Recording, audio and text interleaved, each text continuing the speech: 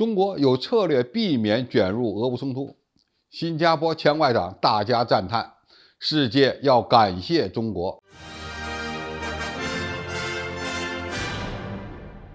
观众朋友，大家好，我是付前少。在俄乌冲突长期化的背景下，中国一直坚持有策略的避免卷入这场战争，让很多人不理解。比如，西方认为中国必须力挺乌克兰，以符合中国的支持各国领土主权完整的外交政策。还有一部分人认为，同样面对美国的打压，中国有必要给予俄罗斯以帮助，至少俄罗斯不能输。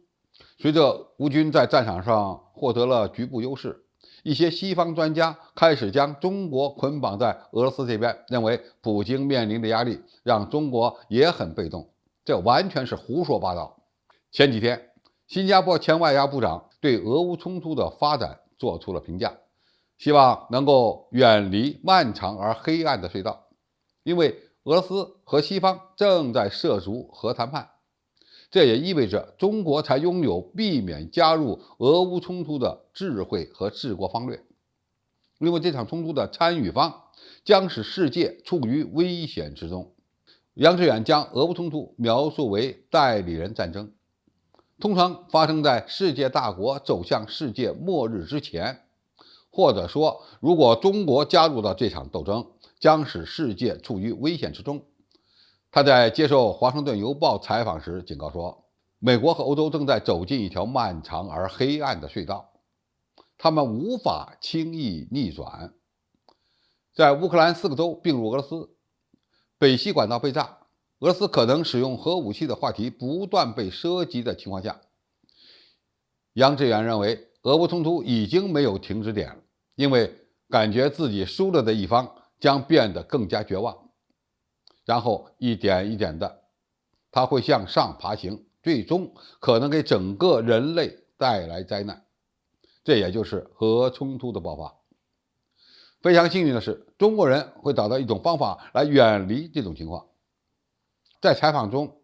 被问及持续的美中紧张局势是否最终会导致厄运时，杨致远说，美国和中国最终都是理性的，但不能确定美国是否会一直理性，因为特朗普是通过大众情绪上台的。当前中国是一个理性的参与者，但整个美国社会都会被这种大众情绪所分裂。如果美国因为在南海挑衅中国遭受惨重的损失，美国国内的反应将会非常大，以至于白宫很难遏制它。杨致远是新加坡的一位外交经验丰富的老政客，也相当有远见。我们从另外一个角度可以看到，中国在俄乌冲突中保持中立，避免卷入冲突对整个世界的意义。首先，中国并非俄乌冲突的涉事方，但是因为中国实力的强大，一举一动都牵扯到全球战略格局的变化。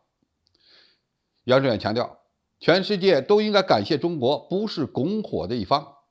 这也为俄乌冲突最终通过谈判解决留下了一丝契机。其次，俄乌冲突只要中国不参加，那么双方发生核冲突的可能性就不会太高，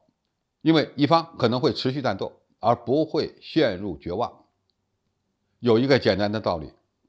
美国不下场参加俄乌冲突，不只是因为俄罗斯有核武器，恐怕还不想让中国成为获利者。这就是中国在全球战略格局中的强大平衡力。俄罗斯之所以还保持着理性，一个重要的原因就是其国家发展方向还可以看向东方，也就是看向中国。最后，中国保持中立更重要的作用是让世界上很多不愿意站队的国家有了主心骨。拜登想利用俄乌冲突推动新冷战，或者将世界一分为二，而以中国、巴西、印度、南非等国为代表的国家一起保持中立，也让这个世界变得不那么像冷战。这就对整个人类而言都做出了极大的贡献。总体来说，俄乌冲突如果走向核冲突，那对全世界来讲都是一场大灾难。但是因为中国坚持劝谈促和，不选边站，各方面也不得不考虑中立国家的诉求，不把一方逼上绝路。俄乌冲突总会有解决的那一天。中国有策略，避免卷入才是对全世界最大的贡献。这个道理，西方国家也应该能够看明白了。好，今天的评述就到这里，谢谢大家收看，我们下期再见。